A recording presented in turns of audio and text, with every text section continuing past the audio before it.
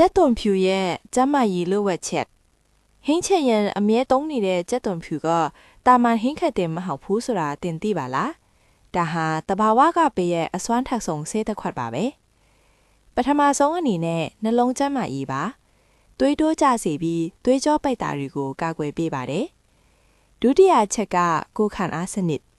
အခုလိုရာသီဥတုအကူအပြောင်းမှာအေးမိနှာစေးတူကွေးတွေကိုအကောင်းဆုံးတိုက်ဖြတ်ပေးပါတယ်နောက်ပြီးကြက်သွန်ဖြူမှာပါတဲ့ antioxidants တွေကဦးနှောက်ဆဲတွေပျက်စီးမှုကိုကာကွယ်ပေးလို့မှတ်ရန်လဲကောင်းစေတယ်နော်ပိုပြီးထိရောက်ချင်ရင်တော့ကြက်သွန်ဖြူကိုထောင်းပြီး9မိနစ်လောက်ထားပြီးမှစားပေးပါ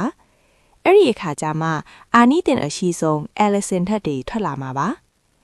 ကျမကြီးဗဟုသုတတွေအမြဲတည်ရအောင်ကျွန်တော်ကို follow လုပ်ထားဖို့မမေ့နဲ့ဦးနော်